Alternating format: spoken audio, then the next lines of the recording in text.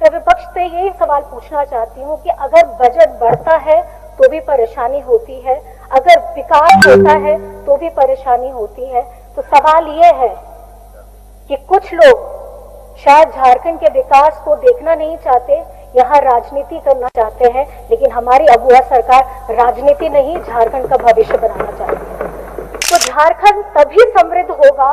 जब हम अपने युवा के भविष्य में निवेश करेंगे। शिक्षा के बजट के लिए अगर आप कटौती प्रस्ताव रखते हैं तो मुझे लगता है कि आप झारखंड के भविष्य में कटौती चाहते हैं। सारंडा, पाकोड़ और गुमला में इको पार्क और जैव विविधता के पार्क विकसित किए जा रहे हैं ताकि हमारी सरकार विकास के साथ साथ हमारी प्रकृति को भी संरक्षित करे। ये विचार हम लोगों ने रखा है। माननीय अध्यक्ष महोदय, आज मैं सदन में नगर विकास, पर्यटन, वन एवं पर्यावरण, हमारे पथ निर्माण, स्कूली एवं उच्च शिक्षा विभागों में जो बजट आवंटन हुआ है उसके समर्थन में तथा विपक्ष द्वारा लाए गए कटौती प्रस्ताव के विरोध में मैं आपके यहाँ पे खड़ी हुई हूँ। सबसे पहले मैं ये कहना चाहूंगी कि इस वर्ष में अबुआ दिशोम बजट जो आप लोगों ने सभी ने सुना है, ये सिर्फ एक कागजीय दस्तावेज नहीं है, ये झारखंड की आकांक्षा है, ये झारखंड का भविष्य है और ये झारखंड का स्वाभिमान है और इसी को मजबूती से इस पटल पर रखा गया था। ये बजट उस विचार से आता है कि झारखंड का जो बजट है वो सिर्फ आंकड़ों में प्रदर्शित नहीं होगा, वो अंतिम व्यक्ति तक पहुंचने का काम करेगा और उसके विकास के लिए काम करेगा, जो आज भी जंगल में, पहाड़ों में, गांव में पूरी अपनी मेहनत के साथ अपना जीवन यापन कर रहा है। मैं जब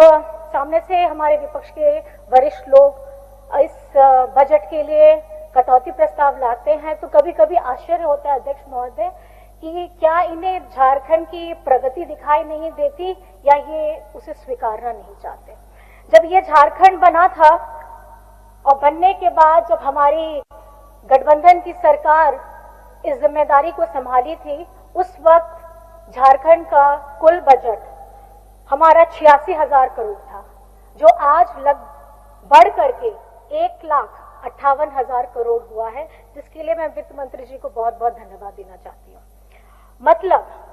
कुल बजट का 70% की वृद्धि हुई है। ये जो वृद्धि है ये आंकड़ों की वृद्धि नहीं है अध्यक्ष महोदय, ये झारखंड के आर्थिक विकास की वृद्धि है आज। और ये जब वृद्धि हुई थी उस समय में सिर्फ झारखंड नहीं, देश नहीं, पूरे विश्व में महामारी की हालत हुई थी, आर्थिक संकट आया था और उस आर्थिक संकट में भी हमारी अगुआ सरकार ने अपने झारखंड के लोगों जो क्षेत्र में भी थे, अपने राज्य में सुरक्षित थे और जो राज्य के बाहर में भी थे, उनको भी बाहर से सुरक्षित लाने का काम किया गया था, जो काफी सराहनीय है। अध्यक्ष महोदय, मैं सिर्फ इतना कहना चाहूंगी कि उस वक्त में भी, उस कठिन क्षण में भी झारखंड की प्रगति में, उसके विकास में, उसकी गति में कभी भी धीमी और आप कह सकते हैं कि जिस समय में जब घर में किसी के ऊपर में कठिन समय आता है तो व्यक्ति उस कठिन समय को झेलने की क्षमता उसमें बहुत कम होती है, लेकिन हम लोग गर्व के साथ कहते हैं कि झारखंड ऐसा महान राज्य है जहां हमारे यहाँ के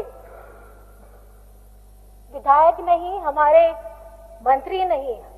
हमारे राज्य के हर एक लोग, पत्रकारों को भी मैं बहुत धन्यवाद देना चाहूंगी कि उस वक्त सब लोगों ने मिलजुल करके, हाथ बढ़ा करके झारखंड के लोगों को सुरक्षित जगह में लाने का प्रयास भी किया था। अध्यक्ष महोदय जी, जब हम लोग बात करते हैं बजट बढ़ रहा है, क्वेश्चन ये आता है कि बजट क्यों बढ़ रहा है। तो विपक्ष से यही सवाल पूछना चाहती हूँ कि अगर बजट बढ़ता है तो भी परेशानी होती है, अगर विकास होता है तो भी परेशानी होती है। तो सवाल ये है कि कुछ लोग शायद झारखंड के विकास को देखना नहीं चाहते, यहाँ राजनीति करना चाहते हैं, लेकिन हमारी अगुआ सरकार राजनीति नहीं झारखंड का भविष्य बनाना चाहती है। हर कोई कह रहा है 25 वर्ष हो गए हैं, पूरे हो गए हैं, युवा झारखंड है, बहुत जोशीले अंदाज में है, हमारे विपक्ष के साथी भी जोशीले अंदाज में अपनी बातों को रखते हैं। सरकार के सभी लोग भी बहुत जोशीले अंदाज में अपनी बातों को रखते हैं। मैं ये कहना चाहती हूँ कि आज झारखंड में हमारी आधी से ज्यादा आबादी युवा है, तो झारखंड तभी समृद्ध होगा जब हम अपने युवा के भविष्य में निवेश करेंगे। और इसी सोच के तहत इस वर्ष में 38,000 करोड़ रुपए का पूंजीगत व्यय प्रस्तावित किया गया है, जो पिछले वर्ष की तुलना में 8.5% अधिक है। पूंजीगत व्यय मतलब कैपिटल एक्सपेंडिचर। इसका मतलब ये होता है कि आपका सड़क, पुल, शिक्षा संस्थान, आपका स्पोर्ट्स इंफ्रास्ट्रक्चर, आपका टूरिज्म, इसमें हम अपने युवाओं को के हमारी जो आने वाली पीढ़ी है, इनके लिए हम भविष्य कैसे बना रहे हैं। माननीय अध्यक्ष महोदय, जब हम शिक्षा की बात करते हैं, एजुकेशन की बात करते हैं, तो मैं सदन को ये बड़े हर्ष के साथ बताना चाहती हूँ कि अबुआ सरकार के द्वारा लाए गए हमारे सीएम स्कूल ऑफ एक्सीलेंस, जिसका परिणाम आप सभी देख रहे हैं और हम गर्व के साथ कहते हैं कि एक छोटा कदम आज बहुत फलदायक रूप के सामने में आ रहा है। और हर्ष के साथ मैं फिर से आपको बताना चाहूंगी कि इस वर्ष में हमारे 40 बच्चों को जेईई मेंस के जो देश का प्रतिष्ठित एग्जाम है वो उन्होंने उत्तीर्ण किया है। और अध्यक्ष महोदय, ये वो बच्चे हैं जिनके परिवार, जिन्होंने खुद, बच्चों ने कभी नहीं सोचा होगा कि वो खुद, चाहे बेटा हो या बेटी हो, वो कभी इंजीनियर बनने के कदम में अपना सपना भी सोच सकता है। आज उनके परिवार आज मजबूती के साथ, एक विश्वास के साथ इस अबुआ सरकार के साथ खड़े हैं कि सपने देखने का काम उनका है, लेकिन पूरा करने का काम उनके हेमंत दादा, हेमंत बेटे का है। और ये खुशी सिर्फ, ये सफलता सिर्फ उन 40 बच्चों की नहीं है अध्यक्ष महोदय, ये झारखंड के हजारों गरीब परिवारों के सपनों की वो पहली उड़ान है जो उन्होंने यहाँ पे हासिल की है। मैं विपक्ष के साथियों को ये जरूर कहना चाहूंगी कि जब नीतियां सही होती हैं तो उसका परिणाम जमीन में दिखाई देता है, जिसका जीता जागता उदाहरण है सीएम स्कूल ऑफ एक्सीलेंस। और इसी अनुभव और इसी की प्रेरणा को लेकर के राज्य सरकार ने और अत्यधिक उत्कृष्ट विद्यालय और उच्च शिक्षा संस्थानों के लिए और बढ़ाने का काम किया है। और ये इसलिए ये कदम बढ़ाया गया है ताकि झारखंड में कोई भी प्रतिभाशाली बच्चा इसलिए पीछे ना रह जाए क्योंकि उसे वो अवसर नहीं मिला। हम जब शिक्षा के क्षेत्र में देखेंगे तो ये बजट, हमारे झारखंड का बजट, ये झारखंड के भविष्य का बजट है अध्यक्ष महोदय। आज झारखंड में झारखंड सरकार ने 100 सीएम स्कूल ऑफ एक्सीलेंस खोलने का प्रस्ताव रखा है। 5 बालिका रेसिडेंशियल, गर्ल्स रेसिडेंशियल स्कूल्स खोलने का प्रस्ताव रखा है। आपका 23 इंजीनियरिंग कॉलेजेस जो GIT, Jharkhand institute of technology के रूप में स्थापित किए जाएंगे, उन्होंने उसकी बात रखी है। 12 डिग्री कॉलेजेस खोलने की बात की है। और हर जिला मुख्यालय में 500 सीट्स वाली मेगा लाइब्रेरी खोलने की बात की है। और साथ ही साथ चतरा में डॉक्टर भीमराव अंबेडकर जी के नाम पर महाविश्वविद्यालय खोलने का काम करेंगे। अध्यक्ष महोदय, ये जो निर्णय लिए गए हैं, ये जो बातें कही गई हैं, ये शिक्षा के क्षेत्र के लिए बहुत बड़ी बात है, जो अभी आप लोगों को समझने में हो सकता है कि कागजी बातें लगे, लेकिन ये जब धरातल में आएंगे तो मैं चाहूंगी कि उस समय आप हम लोग के लिए ताली जरूर बजा दीजिएगा। जी आज शिक्षा के क्षेत्र में 18,816 करोड़ रुपए का आवंटन किया गया है। अध्यक्ष महोदय, ये पूरा कुल बजट का 12% है। मतलब झारखंड सरकार मानव संसाधन के लिए कि ये सबसे बड़ी पूंजी मानती है। और अगर आज इस शिक्षा के बजट के लिए अगर आप कटौती प्रस्ताव रखते हैं तो मुझे लगता है कि आप झारखंड के भविष्य में कटौती चाहते हैं। इसके बाद झारखंड को, जैसे हर कोई जानता है कि ये खनिज संपदा से का राज्य है, लेकिन मैं आपको बताना चाहूंगी यहाँ पेड़ पौधे, जानवर, पक्षियां, हमारे प्रकृति, ये एक ऐसा राज्य है जो देश में सिर्फ गिने चुने राज्य है जहां लगातार हरित क्रांति हो रही है और ये और हरा भरा हो रहा है। पिछले वर्ष अध्यक्ष महोदय वन एवं पर्यावरण कार्यक्रम के दौरान 2.4 करोड़ पौधे लगाए गए थे। बिरसा हरित ग्राम योजना के तहत 50 लाख पौधे लगाए गए थे और इस वर्ष 3 करोड़ पौधे लगाने का लक्ष्य रखा गया है अध्यक्ष महोदय। और हमारी सरकार ने लाख को कृषि उत्पाद का दर्जा देने के साथ साथ इसके उत्पादन विपणन से जुड़े हुए जो लोग हैं उनको विभिन्न ढंग से मदद पहुंचाने का काम कर रहे हैं। सारंडा, पाकुड़ और गुमला में इको पार्क और जैव विविधता के पार्क विकसित किए जा रहे हैं ताकि हमारी सरकार विकास के साथ साथ हमारी प्रकृति को भी संरक्षित करे, ये विचार हम लोगों ने रखा है। अध्यक्ष महोदय, जब हम पर्यटन की बात करते हैं तो हर किसी को पता है झारखंड में अपार संभावनाएं हैं। आज रजरप्पा मंदिर में आने वाले तीर्थ यात्रियों के लिए जो सुविधा का विस्तार किया जाएगा, पतरातू नेतरहाट में स्काई वॉक, आपका चतरा में कोलेश्वरी पहाड़ में रोपवे, पेरवा घाग जलप्रपात में और पांडुपुडिंग जलप्रपात में वहां पर में बेहतर इंतजाम किए जाएंगे। पलामू में के जो मलय डैम है, आपके जोना हो गया, आपका ये हमारा जोरा फॉल, हुंड्रू फॉल हो गया, यहाँ पर में अध्यक्ष महोदय स्काई ब्रिज बनाने की योजना की जा रही। तो इस तरीके से अत्यधिक हम लोगों ने पर्यटन को बढ़ावा देने का काम इसलिए कर रहे हैं ताकि ये पर्यटन के साथ साथ हमारे स्थानीय लोगों के लिए एक रोजगार का अवसर भी बन सके। और मैं इसके साथ ये कहना चाहूंगी, झारखंड की ये जो धरती है ये मानव सभ्यता और इतिहास के, पृथ्वी के प्राचीन इतिहास का एक जीवंत प्रयोगशाला है। कई भू वैज्ञानिकों का मानना है कि अध्यक्ष महोदय आज का जो हमारा झारखंड है, जो छोटा नागपुर पठार पर स्थित है, ये उन अत्यंत प्राचीन भूभागों में से है जो समंदर से सबसे पहले उभरे हैं। और भूवैज्ञानिक मतलब जियोलॉजिस्ट जो होते हैं, उनके अनुसार जो छोटा नागपुर क्षेत्र है ये ऐसा प्राचीन स्थिर भूभाग है, ये वो भूगर्भीय संरचना है जिसमें लाखों वर्षों से वन संपदा, खनिज संपदा और जैव विविधता को संरक्षित किया है। झारखंड में इस प्राचीन इतिहास के बहुत सारे उदाहरण हैं। मैं पहला बताना चाहूंगी, साहिबगंज जिला के राजमहल जीवाश्म उद्यान, जिसे हम फॉसिल पार्क भी कहते हैं, ये वो जगह है जहां पर में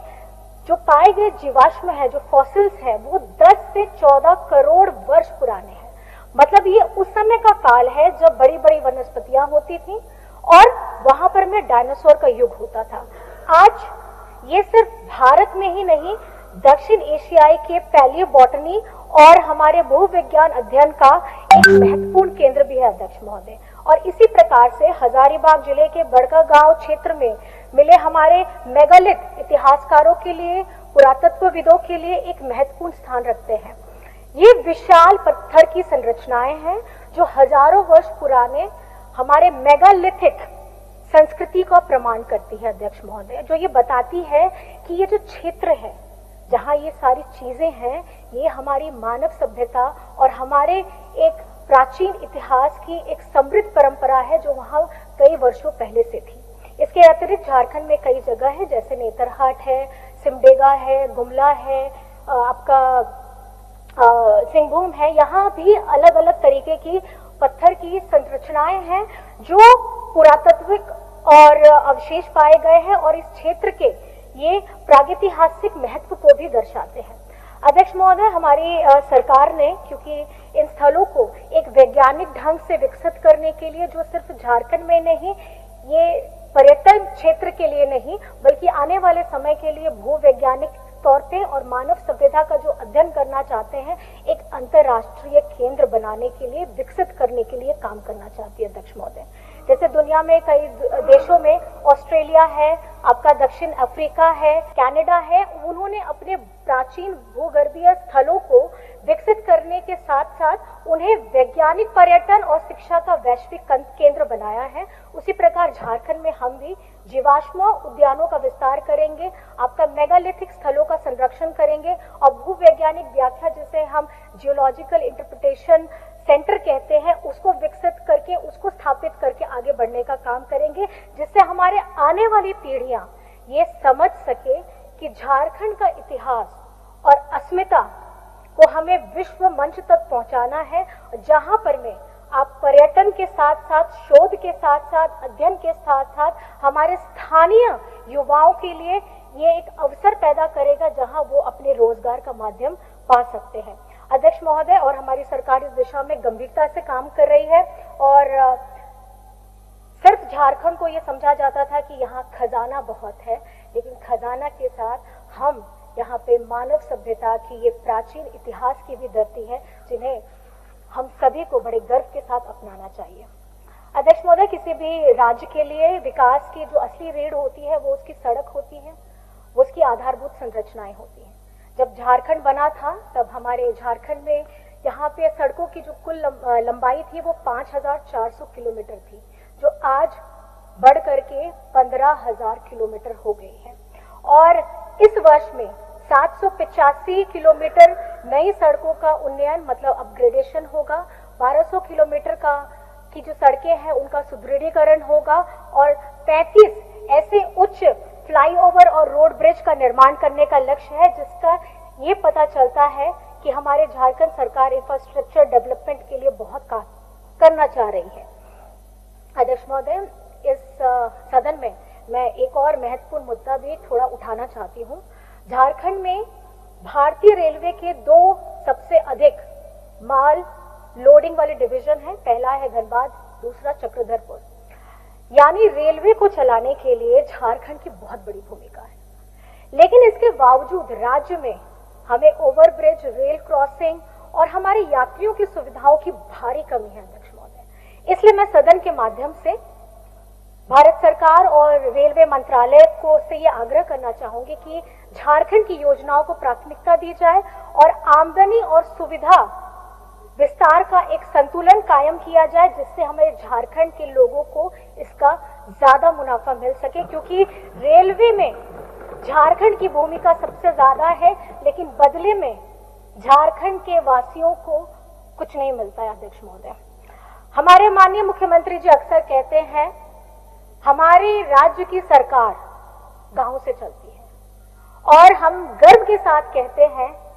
इस बात को स्वीकारते हुए कहते हैं कि आज हमारा गांव बेहतर मजबूत हो रहा है और उसके साथ साथ गांव में रहने वाले हमारी माताएं, बहनें, भाई, बड़े बुजुर्ग आज सम्मान के साथ झारखंड में अपना जीवन यापन कर रहे हैं। और गांव के बाद जब हम शहर की तरफ आते हैं, अध्यक्ष महोदय, हम आने वाले समय में आपने जिस तरीके से बहुत सारी, हम ये नहीं कहते कि हम आज छड़ी घुमा देंगे तो सारे काम तुरंत हो जाएंगे, समय लगता है हर किसी के लिए, जिसकी शुरुआत झारखंड में हो चुकी है। रांची हो, धनबाद हो, जमशेदपुर हो या हमारे राज्य का कोई भी जगह हो, जिस तरीके से हमारे इंफ्रास्ट्रक्चर डेवलपमेंट की बात हम करते हैं, हमारे ओवरब्रिज की बात करते हैं, 4 लेन की बात करते हैं, ड्रेनेज सिस्टम की बात करते हैं, हम उस पे अपने काम को पूरी दृढ़ता के साथ आगे बढ़ने का काम कर रहे हैं। अध्यक्ष महोदय, अंत में मैं बस अपनी बातों को समाप्त करने से पूर्व कुछ बातें बस कहना चाहती हूँ कि ये जो बजट है अध्यक्ष महोदय, ये बजट शिक्षा व्यवस्था को सुधारने का बजट है, ये बजट जन जंगल जमीन को बचाने का बजट है, ये बजट सड़कें बनाने का बजट है, ये बजट हमारे पर्यटन को बढ़ाने का बजट है, ये बजट हमें हमारे युवाओं को एक अवसर देने का बजट है। और अगर इस बजट में कटौती प्रस्ताव की मांग आती है तो मुझे लगता है ये कहीं से भी जायज नहीं है। तो मैं अंत में ये कहना चाहूंगी, झारखंड के मान, अभिमान, स्वाभिमान, हमारे झारखंड के लोगों के लिए इस बजट में खास करके आज के जो विभागों में जो संबंधित विभाग है, इसमें जो कटौती प्रस्ताव आए हैं, आप इसे अस्वीकार करिए और इस बजट के लिए जो आवंटन किया गया है उसे स्वीकारते हुए आप इसको एक हरी झंडी दिखाइए, क्योंकि ये बजट